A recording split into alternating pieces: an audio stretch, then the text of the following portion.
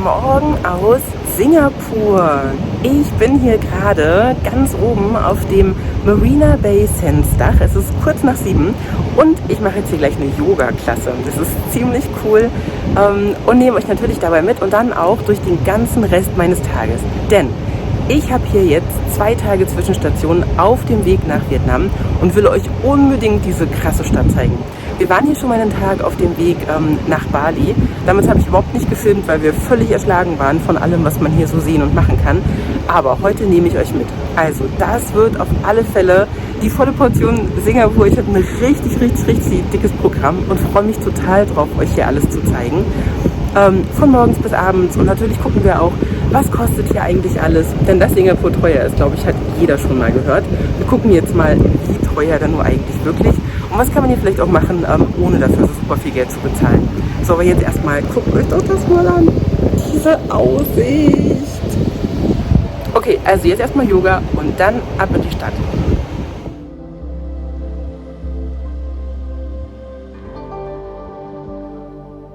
Man muss sich übrigens spätestens 24 Stunden vor dem Yoga dafür online anmelden.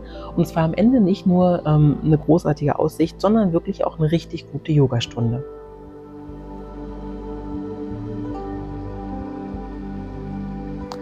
Singapur hat das kleinste Staatsgebiet Südostasiens, ist mit fast 6 Millionen Einwohnern aber der bevölkerungsreichste Zwergstaat der Erde. Trotz fehlender natürlicher Ressourcen und praktisch ohne Hinterland entwickelte sich Singapur zu einem der reichsten Länder weltweit. Es gilt zugleich als eine der Städte mit den weltweit höchsten Lebenshaltungskosten, und das merken auch die etwa 11 Millionen ausländischen Touristen, die jährlich nach Singapur kommen. Die Gesamtfläche Singapurs entspricht übrigens nur knapp der von Hamburg. Landgewinnung ist daher ein großes Thema, und von den etwa 580 Quadratkilometern in den 1960er Jahren ist Singapur mittlerweile auf 720 Quadratkilometer angewachsen.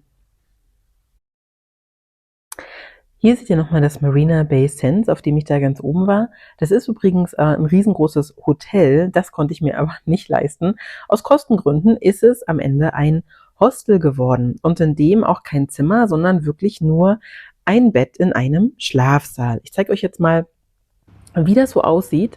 Hier seht ihr mein kleines Bett. Also es gibt schon rechts und links eine Wand, aber davor tatsächlich nur einen Vorhang. Und trotzdem zahlt man halt 27 € die Nacht. Aber es ist sauber und es war wirklich okay. Also ich hatte da erst so ein bisschen Befürchtungen, aber man kann das absolut machen. Es gibt einen netten Gemeinschaftsraum und Kaffee und Tee und heißes Wasser und so.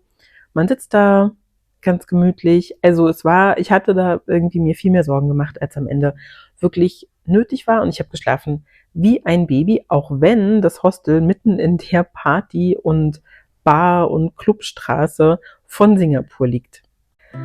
Gleich nach dem Yoga bin ich in die Gardens by the Bay gelaufen. Das seht ihr hier, das ist eine riesengroße, wunderschöne Parkanlage, in denen unter anderem der sogenannte Flower Dome und auch der Cloud Forest liegen. Die Gardens by the Bay wurden im letzten Jahr zur beliebtesten Touristenattraktion in ganz Asien gewählt, und der Flower Dome da mittendrin ist das größte Glasgewächshaus der Welt. Mit seinen 1,2 Hektar steht er sogar im Guinness-Buch der Rekorde. Ich bin jetzt gleich um 9 hier in den Flower Dome gegangen, in den Gardens by the Bay. Und es war eine total gute Idee, weil es jetzt hier nämlich noch relativ leer ist und es ist so schön. Schaut mal, es gibt hier, ihr seht das schon hinter mir, es gibt hier eine ganz große Tulpenschau, die Tulip Mania. Also macht euch jetzt gefasst auf unheimlich viele Blumenbilder, weil ich die so toll finde. Und was ich auch richtig schön finde, es ist so eingebettet in ganz viel historisches Hintergrundwissen zur Geschichte der Tulpen. Also ganz viel Anatolien-Feeling. Ich habe schon ein trojanisches Pferd gerade gesehen. Also, ich nehme euch jetzt hier mal mit in den Flower Dome.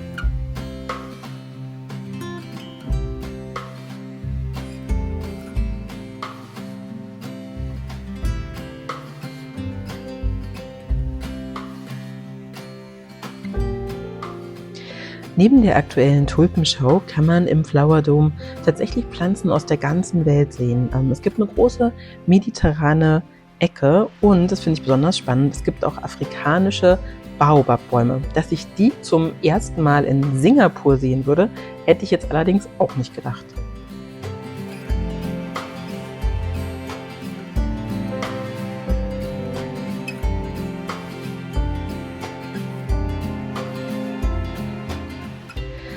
Im Cloud Forest nebenan waren genauso wie auch schon im Flower Dome mehrere Kindergarten und auch Schulgruppen unterwegs, die sich hier eben auch alles angeschaut haben.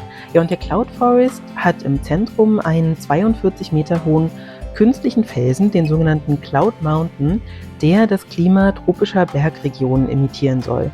Und ganz besonders ist hier der 35 Meter hohe künstliche Wasserfall.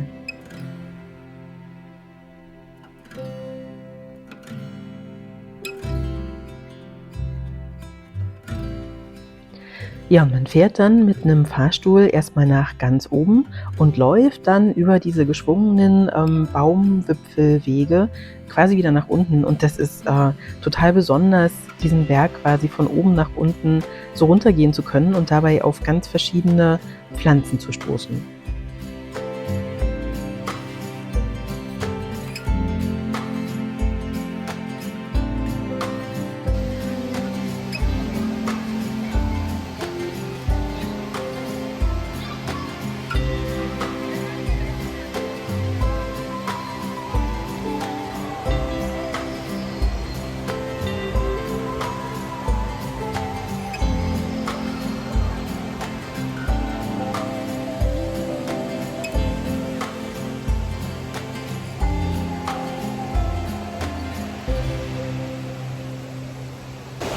Okay, guckt euch das mal an. Also Cloud Forest definitiv auch eine ganz, ganz klare Empfehlung.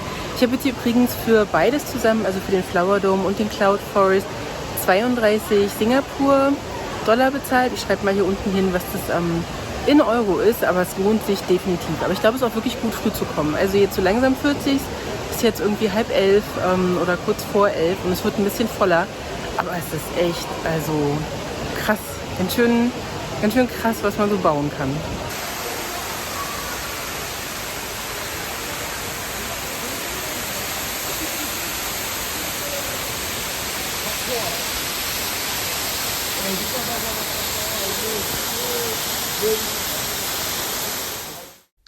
Aus den Gardens by the Bay kann man ganz leicht mit der MRT in die anderen Teile der Stadt fahren und, das ist wirklich super unkompliziert.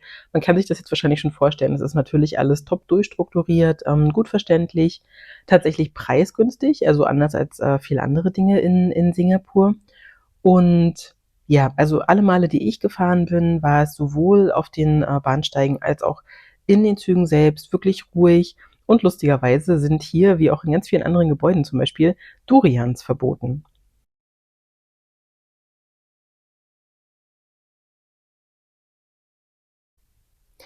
Das Stadtbild ist natürlich zum einen geprägt von den vielen Wolkenkratzern und allem, was mit der Finanzwirtschaft zu tun hat und dann aber auch von seinen vielen unterschiedlichen Stadtvierteln, die so einzelnen, ethnischen Gruppen zugeordnet werden. Und ich war ganz als erstes Mal im arabischen Viertel und, habe mir da die Sultanmoschee angeschaut und auch die, ja, unzähligen Geschäfte und Restaurants mit ganz klarem regionalen regionalem Einschlag.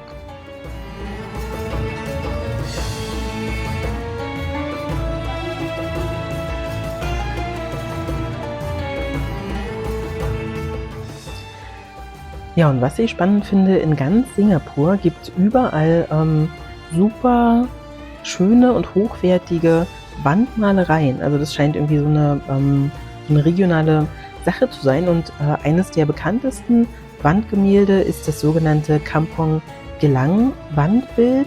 Das seht ihr hier und das ist so detailreich und so toll gemacht, in der Größe. Also, ich finde, das ist wirklich richtig sehenswert.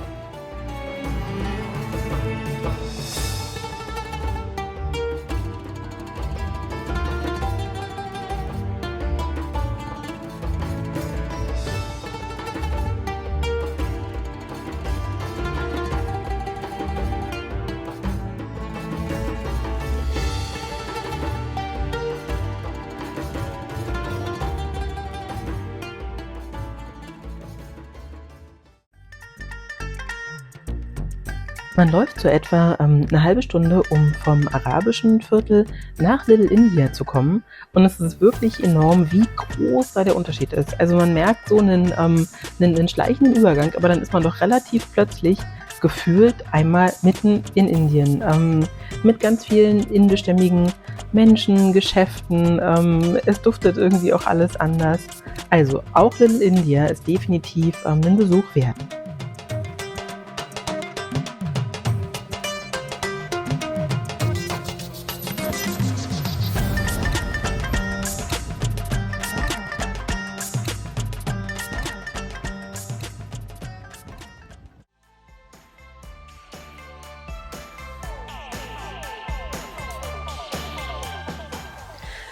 Eines der historisch bedeutungsvollsten Viertel der Stadt ist natürlich Chinatown, was unter anderem daran liegt, dass fast 80% der Bevölkerung chinesischstämmig sind. Ja, und natürlich findet man auch hier alle möglichen Dinge, die ganz typisch eben für China sind, aber auch zum Beispiel das erste 2D-Café von Singapur, ein totales Instagram-Phänomen, ganz offensichtlich. Ich war nicht drin, aber es sah ehrlicherweise spannend aus.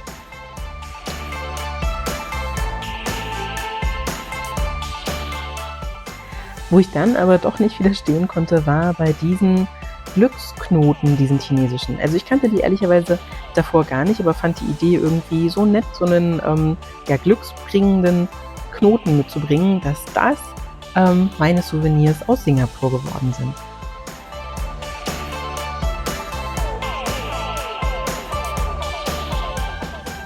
Ja, und insgesamt finde ich, ist diese Vielfalt von völlig unterschiedlichen Kulturen auf so engem Raum schon echt besonders. Also man kann, glaube ich, eine Stunde zu Fuß gehen und kommt da durch 3 ganz unterschiedliche Kulturkreise.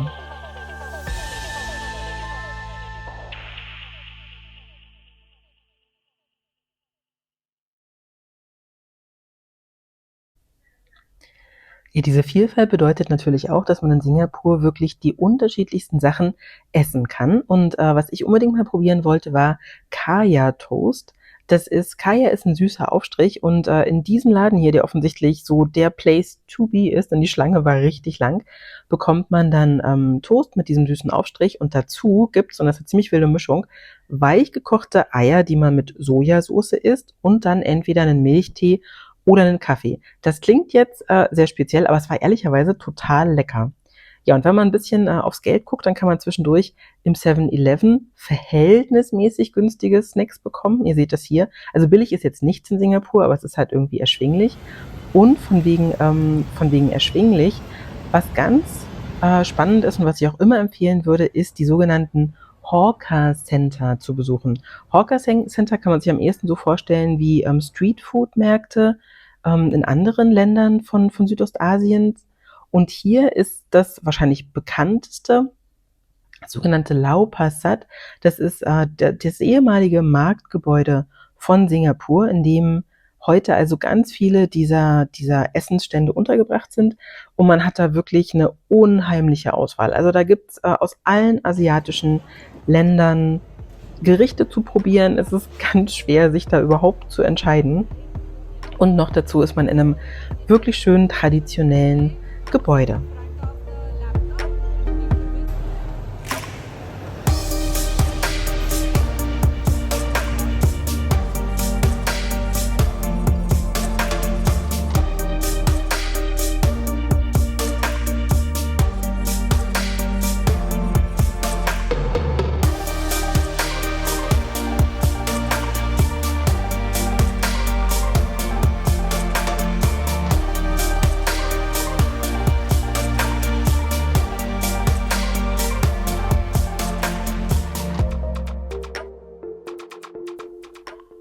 Nachdem ich da also lecker und auch ziemlich preisgünstig gegessen habe, bin ich zurück an die Marina Bay gefahren und es gibt unter diesem großen Hotel, das ihr jetzt schon von heute Morgen kennt, also unter Marina Bay Sands, eine eigene U-Bahn-Station, ist also total praktisch.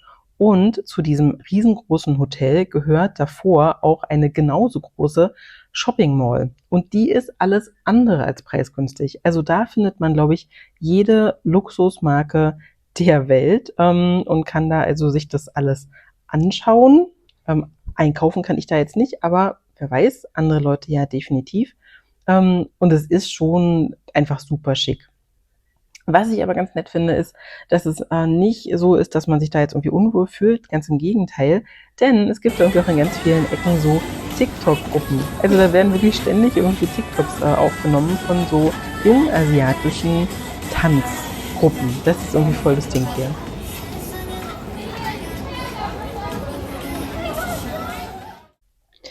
Hier seht ihr jetzt nochmal das Marina Bay Sands und auch die riesige Shopping Mall davor von der Bay aus, und zwar ganz genau vom Seerosenteich, der vor dem Arts and Science Museum ist.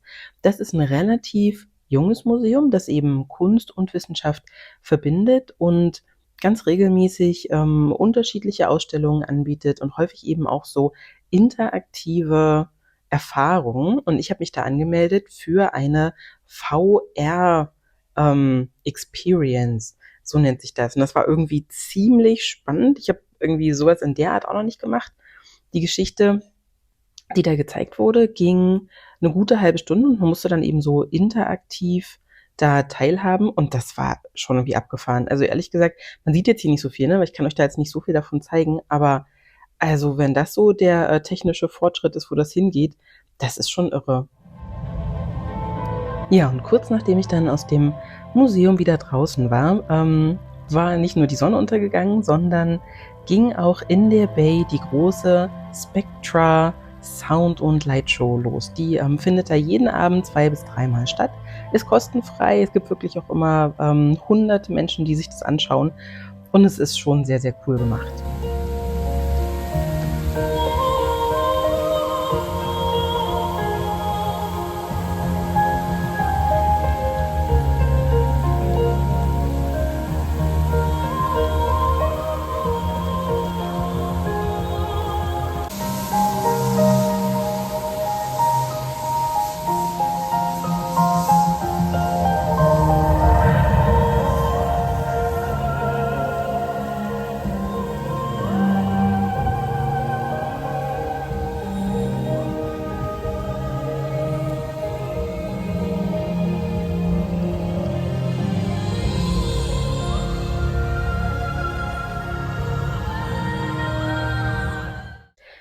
Die Spectra Show ist natürlich total schön, aber mein absolutes Singapur-Highlight, das kommt jetzt. In den Gardens by the Bay findet auch jeden Tag 2-mal am Abend die Garden Rhapsody statt, und zwar bei den Super Trees. Die habt ihr jetzt schon ein paar Mal gesehen im Laufe des Videos.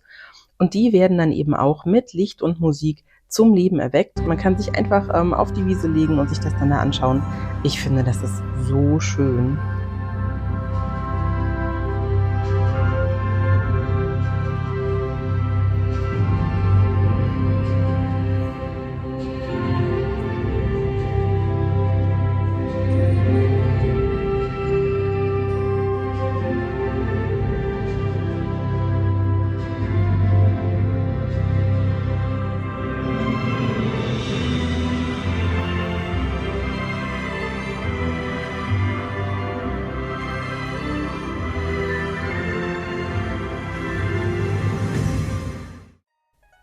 Nach dem vollen Tag bin ich dann im Hostel auch wirklich nur noch schlafen gegangen.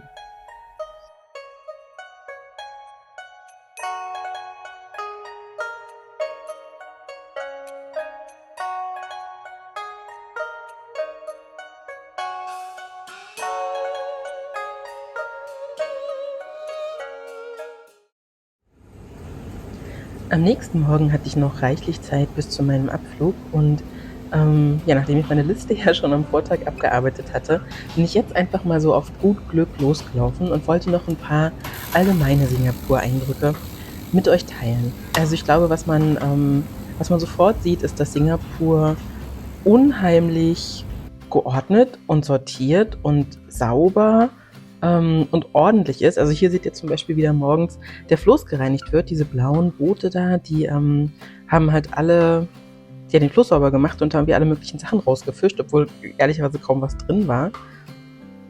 Es gibt einen total schönen Spazierweg, den man so lang gehen kann am Singapur-Fluss. Hier seht ihr den Clarke Quay zum Beispiel. Da bin ich dann auch ganz zufällig dran vorbeigelaufen.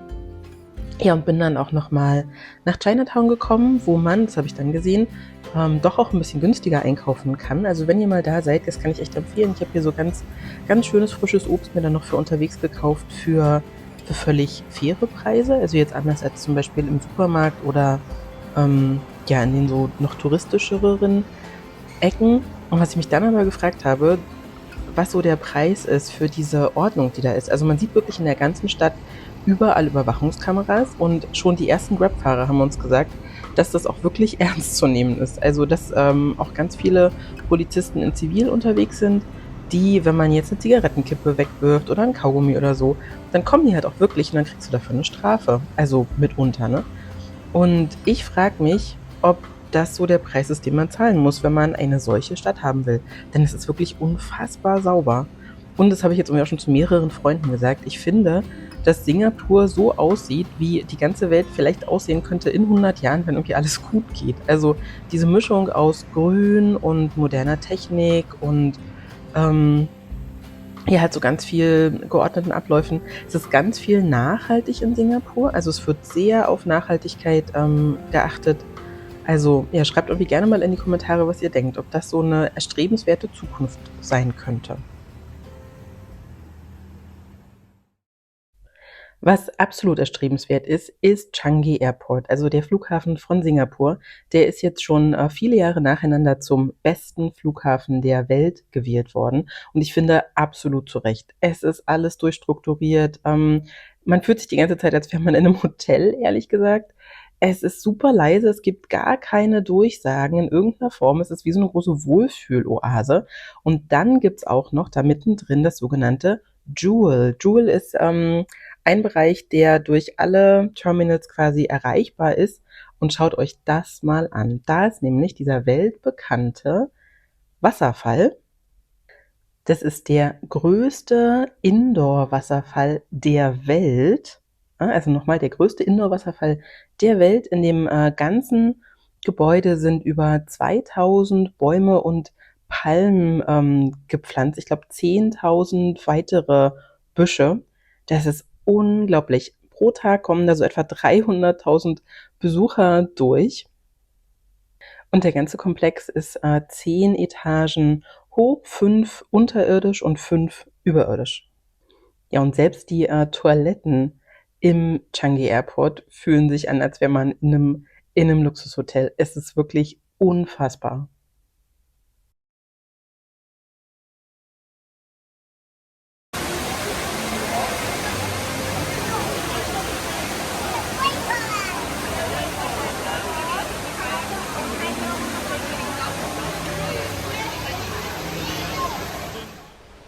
So, für mich geht es jetzt hier vom Changi Airport aus nach Hanoi zu Lotte. Da freue ich mich schon sehr drauf.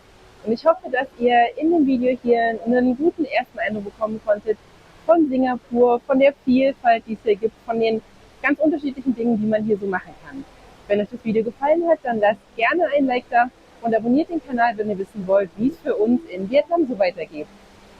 Eventuell muss ich jetzt in Hanoi auch erstmal so ein bisschen ankommen und mich da einfinden. Ich vermute, das wird ein kleiner Kulturschock. Also vielleicht kommt am nächsten Sonntag dann nicht gleich ein neues Video. Macht euch keine Sorgen, dann kommt spätestens am Sonntag danach. Euch allen bis dahin auf jeden Fall alles Liebe.